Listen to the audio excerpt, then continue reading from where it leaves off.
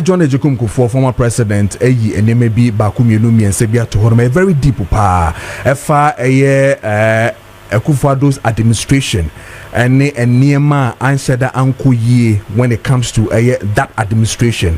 Obobo Niema be so concerning the National Cathedral project, the power distribution services in the PDS and face so domestic debt exchange program no wakan wansem ye pa. But there are critical ones to be a wedding home come. But the interest and Niema we are Papa Kuffour abosui. Ujidi ye se odika eniema o share nkrata mu anasa wo hwe de course does it really position well to say indeed the MPP lost power with some of these things that Ora John Ejekum Kuffour raising ana? Okay, and Ukraine say we open me ofia na open year na asem ankasa na akwan bi so di brain ntino de aswawo if you say o si kan no ko ebeto abofra ho na ye mia na no eti umia nso a abofra yi ontimi ma umia ekuri aba be dawa ti yapani na otu sa na mo ya na dodo no anu ya na dodo no ani enye ho na o mampani Kuffour ankasa nso no dia na nado ani wo mo a na edina ki dindindin wo amanyoko no mu na nado faction amanyoko bia sa ne ma no isi NDC mu sei no President John Dramani Mahama the faction room. What the idea we are enche obesi from factions for AP enche omubi omuti o NDC amanya ko bia factions no normal bibia esi na do factions no omo amfa obuni anidie ama President Kuffour be free akunya so no ani titru omo ba ban mu ne die na bibia aginsem kra nsan bi President Kuffour kan ni pain so mo use fie bia ono kra na da bre omo emu sane bibia ani die na one party mu kan force omo wo sisi ndi se ni pa kro ya inu unya kwanya bi sei no anyokom na woka samo a enye de esanfa ekukuru ya ho a nipa bebre bio ono ebesi boni anso ensem yidi kan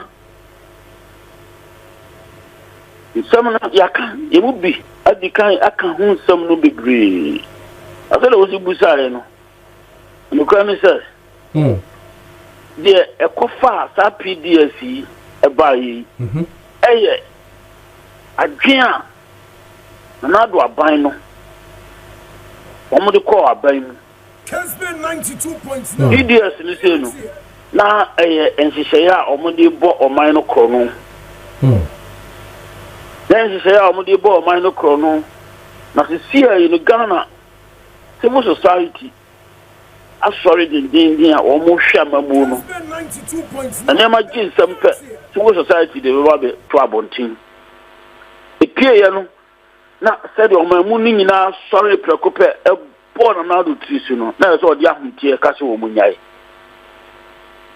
obusa me kwasi amachia tumi a omo a e share sa anamo na se wo munyae a omo de shase na do tumi ka se na onim sa tumi ni hu bi because o manu mo constitution no ya de tumi no man pa ba ko pe o man pani ito bia de aban mu tumi etu anamo bia ayo man pani ene ebodidi emre bia obia de aban mu tumi governmental authority di djuma sa asemu ya ne ka dino ni mu bi ejin semu ansana oji America ekase wo munyae nhyehyɛ no mo de bɔkro no ebasa adwen no frifie Kesman 92.9 adwen no frifie the motives frifie and mo de ru aban mu aye ba bi a yesisa eniama fa enya me nwanwa sa enei ahweye we yesi afrewe yoko afrewe special prosecutor afrewe ahweye we yesi afrewe areba kwa ebeda di pefe ebe ye nenso ben eye se ana bu sheda ma kwan se ye tu sika kokko ye forest mu eno de na ye nenso ben Kesman 92.9 the biachi na jinsam almost so man no kra poto na jinsam ni abani omapani Kuffour say opini so no journalist bia ebe kasa afana na do aban ho a ompo nsem bi wo ho a ontimi nka nhye ne saa enei otifie de aso be body tiso say wan kan nsem a ese so ka unya pene pe nsem ni bibiri wo ho a chichina wo so ka uyi PDS to nche mi no aka wo bodi no Cathedral no any DDP no make a domestic debt exchange program no and a first house I can Cathedral project no the Cathedral no beka sa PDS no okay so ni nyina ya nhihye ya omode efa so se omode sisa oman no sika afa na conscious explicit effort at political corruption open day robbery of state coffers direct as a area kete na mrantie bia show mo tika mu atwetwo say a bank akwa akosese sika na ewo mu no sapepepepe na mimi hu no sapepepepe antie kura because minum ti ase asafo no na ewo ma dwi mu te ade we betimi de no ho asie na sa domestic debt eyini de bi fufuro amamo boni no ema oman ni sikasam ye poto no na Ghana maima aban bia awa kwan bebiri ofaso ebobo sika no edi sika no ye adwuma emre bi du ano de sika na koto ho enya na do aban na di ba ewiase ndi hye no wo ho dada Ghana have been see that say aban age oman ma wo mo do musika akọ wura san hyehyeye yi mu titru safo no bebre pensioners ogini sika boom sa oman mu du sika ko wura nyuma bebre mu sika no be hye eno ka ho na nyuma eni oman no mu no the private sector is not doing well because over there udi agro sika be hye ifa bebre ya omusika kese odi awura nyuma mu a agye nsem omudosun kra dodo emu bebre kuafo poultry farmers emu bebre kuafo omu ye mprako yento ndi udu usika ko wura abanji shemu oto bomb bidia usika no da ho emra no sika kakra o se di ma no na o je ne kakra ensida se safoi emra dua omuhia omusika abansi biniska na aban edi tumi akwan bi se mintua mintua se kese epinsi da aban bo safo no krono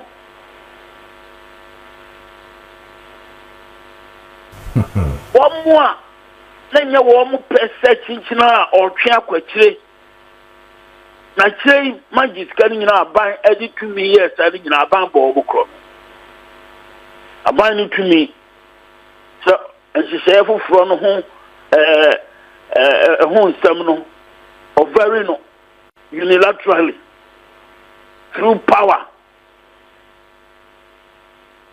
A buying boss have for no chrono. Nipa be play sika eshim. Ibidima uko.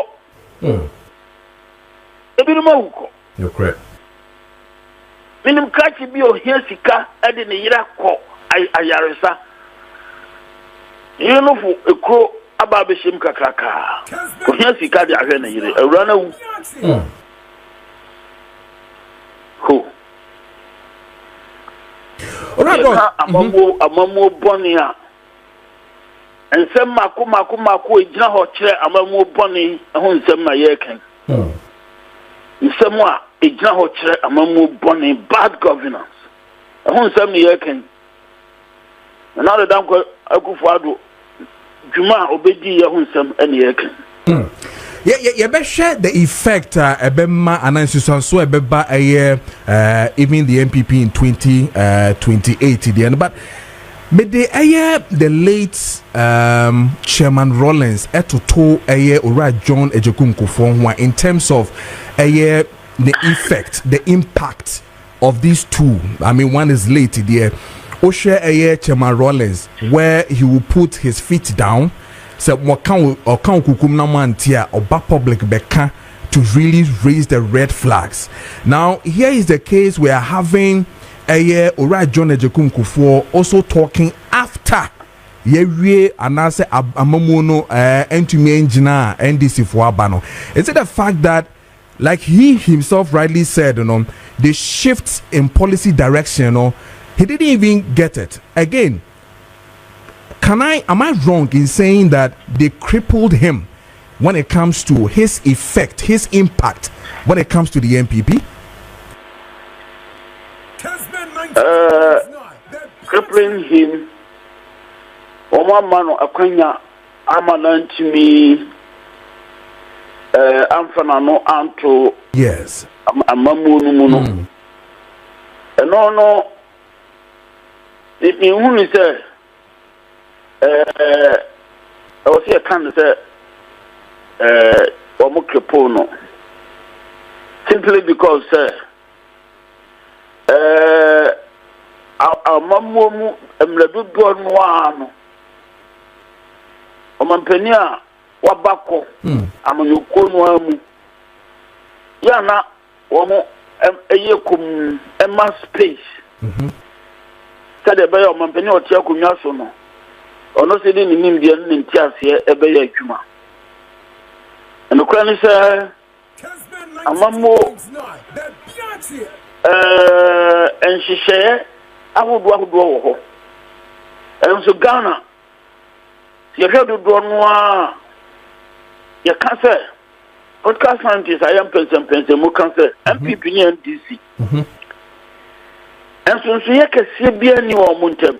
Okay. In terms of policies, in their general terms, Omuna Eco IMF and the World Bank, Omuna using neoliberal principles. Generally, Omuna operating market policies. It do maybe crown now. What you say, MPP. In terms of political ideology, say operating from the right. As you say, Buama and Crankre Enuma Ecoso. So we share MPP and just be school feeding, NHIS, and now do free SHSE. Only a more to the left, NDC. Okay. In reality. Okay. And the basic principle is that major policy directions, part in the and so you can see behind him.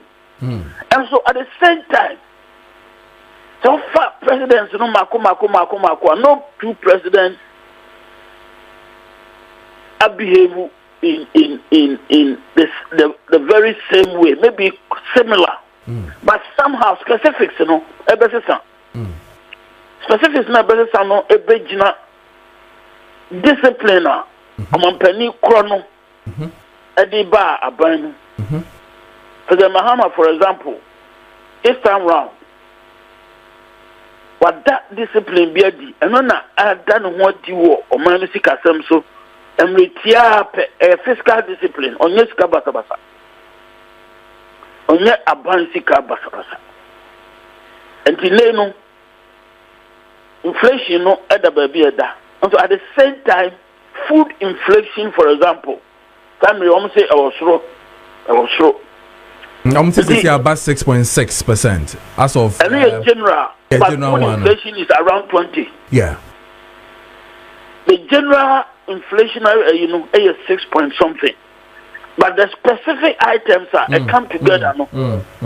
Food inflation, that's also. Okay. As you say. Numa bebre wo hono mo a wo se ye enuane dodo a wo se ba no emai enti enei eno na me hwe program bi o mo interview Ghana market women o mo complain say samre bonya no ho popuya no o mo nya nhui nipa dodo a e ba dwom e be to niema no e wo fom nipa bebre ba no mo busa niema bo a na akwa te say enema bo e wo soro nti ye kwa ba nipa dodo en to niema te say de emra bi atwem no wo moto no but it is all because of the fiscal discipline. Okay. Aban no edi adwuma. Okay. At the same time, the private sector entimi en sorry emi bi enyuma. And you know, unemployment levels no so emra ye recruitment into the military hunsam bi nipa dodo a omo nipa bebre tifie dodo a omo nye adwuma. The economy is still dire, despite the fact that there's prudent fiscal management. Okay. A point American is policy implementations, and differences ever. Okay. But the broad outlines in there, MPP and DC, almost completely different from one another. No. Okay. All right. The President Kuffour and J. Rawlings. Almost style will be different. Particular styles, specific styles will be different. Okay. But afterwards, maybe say, me a granted interview there. Me. Fine. There wasn't much to say about President Mills. President Rawlings did not know a tumor. There wasn't much to say about President Mills. President Rawlings or Fear Kunyasuno interview granted Olambase. President Mills will be those. The initial moment now, President Mills buyer, not Ujidi said, and maybe a or there was an impression that President Mills wanted some sort of continuity. Now, Kawatuno Boise, I replace MPP officers now. Yeah. And then looks as if a section of the NDC wanted it to be done quickly. Yeah. And I think they appealed to President Rawlings, and then he came public on that particular issue. Afterwards, you say, "Okay, be sir, be media minkai." Okay. But some will say there. Someone President Kuffour ultimately entering home free home. This is be an interview nunko say ungranted interview. Okay. Mami fa wunwie ewo this one na analysis here my now. Omanpenye Kuffour was saying say the MPP or probably a Kuffour government a ride on the achievement and na omode ebae 2016 which means that there were certain good things or no Omanpenye Kuffour that na buy no ba so no still the MPP omo a Kuffour do mo ebae. That's why he was say he no dia kakra said there was a shift in policy direction especially after the COVID pandemic and yema SSI away hu now fast forward. Now the NPP will then want to also rely or ride on the achievements of Kuffour. because they cannot jump Kuffour again and go back again to Kuffour to really tell us what they did. I mean, around Kuffour's time. Now the NDC will want to now step on the John Dramani Mahama Beye Sisia to also tell the electorate that want to abanima ibium and all that. Would it really favor the MPP, even if they pick after their 31st? Would they still be able to stand firm and see them do anything 2028? MPP, it was a major challenge. You know, what I call the politics. The party no after Nanado, if he a conyaso no. Politics no. One more April. Debre. The Nipano, the same factional issues no. Nipano do no. At the Dr. Bawumia, Honorable Ken Japan, Brandon Champon, and so on and so forth. Ama one more sa appropriate, you know. Party na TV enya no ho abutre anye nsɛm a basabasa isi yo na nado amamu no mu anhwɛ ekwan a wɔn ebeka sansɛm no na ɔmasan di agina so moving forward you know has to do with the officers in the party going forward, you know. They are more interested in what they can get. The Usha Omoana Omo Emrana Nado and so Abaimuno. Omudu Duanwana could be Dr. Bawumia. Fortunately or unfortunately, Dr. Bawumia was Nanado's vice president. Yes. Or you know who free. Amamu boni no any political corruption ho or you know free or you know who free ho enye ye Dr. Bawumia timi you know free ho enti akwakoye bibia achechire wo mo seriously speaking Dr. Bawumia ba obedi gugu I don't have any doubt about that at all because minimum asamfufuro bia Dr. Bawumia be timi Ajina Babia Ama will be at Tiano. Me say I'll be very interested in what new he has to say. Okay. And especially the contribution Nanado Abaimu. So the Nema is some a year potono. And to some extent, on one office, there are issues there at the right time, maybe how he will respond to those things. And there's this major argument that Dr. Bawumia Ignahoma continuity of Nanado's governance because officers do noa esunwo Nanado Abaimuno. Omo do noa the good Dr. Bawumia. In the event he said Obenya kwanya abaye omanpanino or the safo na na ebebu oman no. Ebasa nsachira ben na oman Ghana ehu titru emra enye asema ye kanu ya no keke corruption allegations be brea apie sa officers krono ahu. Is he going to parade those same people who are working wounded politically? The asamba a party no. You will expect that come a complete break from that past now, a standing accused to use Martinami do say that standing accused as the mother serpent of corruption. As a community making a complete break from that past. Okay.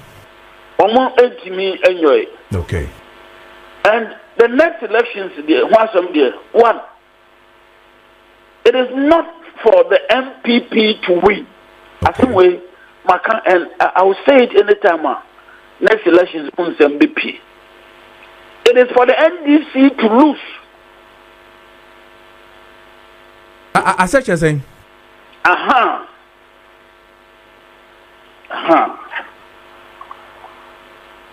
Ibian one people betting my obeying kunim. Wow. Ibian one people betting my obeying kunim. This NDC messing up so terribly, sir. And then my bedroom is no. Let me be any NDC champion. Okay, Matthias. And I don't see that happening. As far as the next elections are concerned, a foregone conclusion. NDC is winning again. Kesman 92.9. NDC is winning. About some represent Muhammad's management of the economy and there's so much discipline in there. Initially, some people from the IMF and the World Bank are disturbed about how I all stabilizing the city near the agenda. They didn't believe what was happening. Now they have all withdrawn from that position. Because that thing is working. And President Mohammed's program, a big push at that zone. Yeah. What shall I say? And then this Kabura system, Abwa, Ama, Enyuma, Abba. But in all, basically, the management of the economy, the big push, the job,